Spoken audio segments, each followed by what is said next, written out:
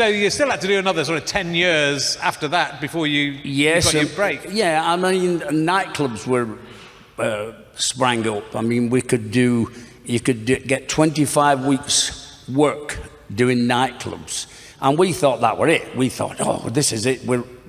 It's a step up from the working men's club to do a nightclub. So when you're doing nightclubs, you think, oh, this is fantastic. I can't explain to you what a different feel it is from doing working men's club, especially to lunchtime. I mean, you think, oh God, bro, do me a favour, lunchtime, you know, they're still probably drunk from the night before. But it was a massive change, and I have to tell you this story because we go to Glasgow Empire to we're supporting a Glaswegian lad who was a fabulous singer but never came to England. Right. So we go on, we do 25 minutes of support act and stuff, and we walk off, and in the wings there's a guy stood there, and he said, well done, boys. That was it. Years later, LWT, South Bank, TV, we're there signing our first contract, and down the corridor comes this guy. And it's years have gone by. And me and Bob looked at one and said, we know him, don't we? He said, yeah, where have we seen him? I said, oh, no. He walked in, he said, do you remember me, boys? And all of a sudden I said, you were stood in the wings, weren't you, all them years back? He said, that's right. David Bell, head of Light Entertainment. Right. So in a lot of things in life, some things are meant to be. You might have to wait a few years for it to happen. Yeah. But I do believe that somewhere along the line, we were always going to do okay. I never, don't get me wrong, I never thought we'd do TV and get 20 million viewers. That's for sure. I mean, it just shows every gig, you know, could be the gig. Oh, so you know, you've got to deliver every time. You've got to at least try and deliver every time. Well, yeah. And if he'd seen a bad one, that might have been it. So it's just there's a little bit of luck, but I think you're right. You know, it is. Yeah. I saw you on a clip on Wheel Tappers and Shunters Social Club, and so that's the very early act, right? Yes, but it's quite alternative, I think, and it's quite brave. Bobby's in the audience. Yeah. And the audience, and he says, it's my mate, That's right. And the audience are getting angry. There's one woman in particular furiously angry. She told him, she said, get off. You've ruined the act, and so it's a lovely bit of, breaking the fourth wall and quite anarchic. I mean, the thing was with Bob, what he used to do was, when we weren't known at all, he would, like back the Variety Club, what he did, he queued up with the people waiting to come in. Yeah. And he had a little brownie box camera on a piece of string. He combed his hair in the middle, right? He had this baggy suit on, and he's in the crowd waiting to come in. And he's talking to him. Hey, it's my mate, Tommy, he's on here tonight. Oh, yeah. Yeah, I've come to see him. Yeah, I'm his #1 fan. And when he got in the theatre, when he got into the nightclub, he carried on. He sat down for about 5 minutes, then he got up, and when I walked on, he'd go, Tommy, I'm here! Tommy, your #1 fan, I'm here! And the audience got angry with him. And then one night, I decided, for my own stupid fault, I said, right, he came up with Bob and he got on stage and pretended to take a picture. I said, right, go on now. And he said, no, I'm not going. So I got the bouncer to come down. So the bouncer comes down. I said, you need to get him off. So he'd done it a couple of nights prior, and he got hold of Bob like that. And as he turned, spotlight hit him. And the bouncer's in another world now. He were 10 bloody minutes messing about like that, and Bob is howling he's howling his head off at him, man. But I mean, them sort of things. Same at the Fiesta Club. There's 12 guys sat at the side of the stage, all having a great time. They're giving us a hard time. In the wings is Bob's bag that when I used to send him off, get out of the place, to pick the bag up and get into the audience.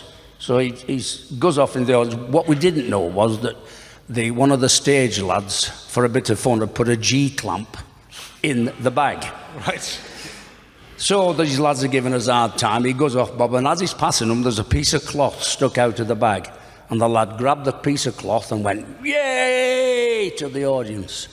Bob turned around and he went smack and hit him with the bag. He forgot the bloody G-clamp were in and split his head open. That could have been the end of the. Oh, that could have been the end of us. It's when the best act in prison has ever been. Yeah. But you know, it was. I remember when your show came out, and I guess I was about 10 when it came out, and I remember I absolutely adored it. And I know a lot of comedians say this, and like it's interesting because you did straddle those worlds. So like very quickly I was sort of into alternative comedy, and a bit cool, a bit too cool for school for Cannonball. But just at its purest, I absolutely remember sitting in the living room, me and my sister just helpless with laughter at that first series.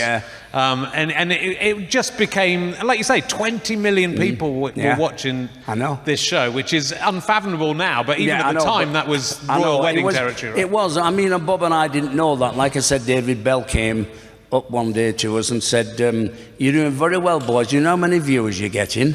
And we hadn't a clue, hadn't we? And he said, you're getting 20 million viewers. I said, you're kidding me? He said, no.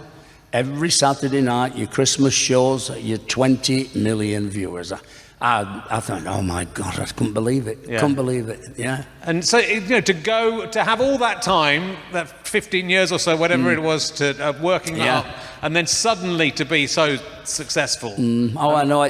Well, the press said we were overnight successes. We were 15 years, like you said, Richard, going around these different places and stuff. And I think one day, and I think it was the Boilermakers, we came down the A1, pulled into a lay-by, and I said to Bob, we can't keep doing this, mate. We've got children. I said, we're not earning any money. I said, we're better off welding. We get more money.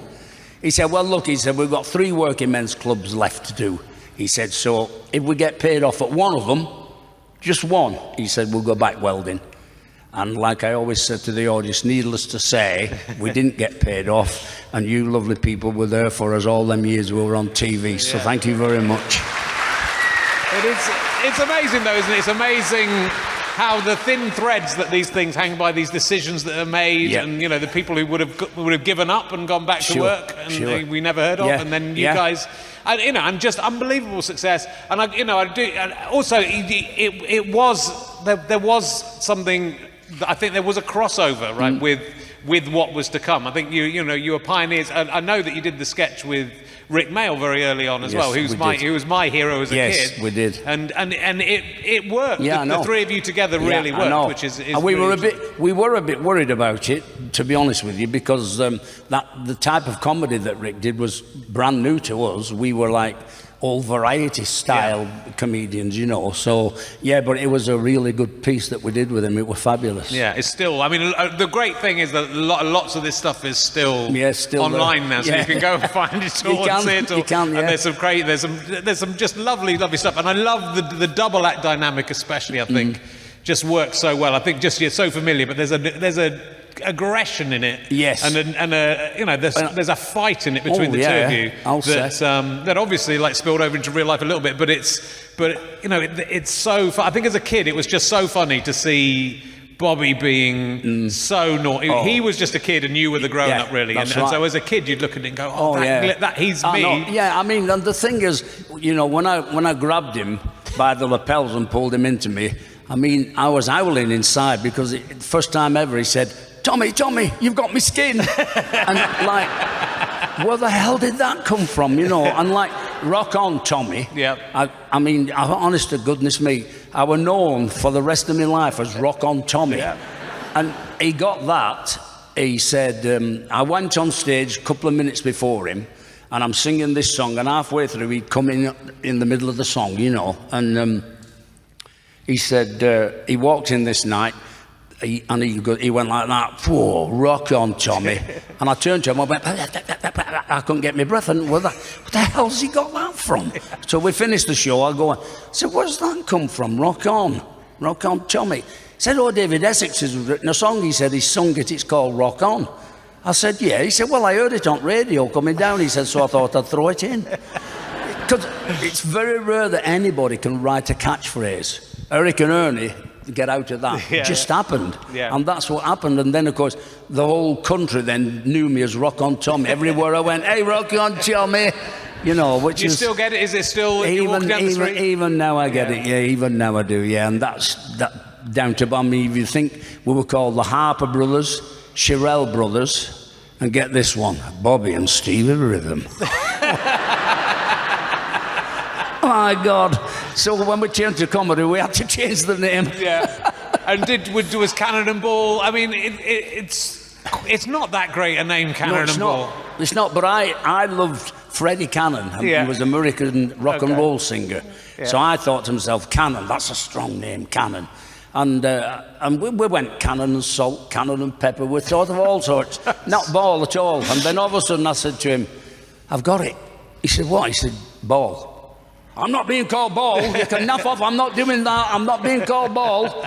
I said, you'll be right. I said, it goes with Cannon, doesn't it?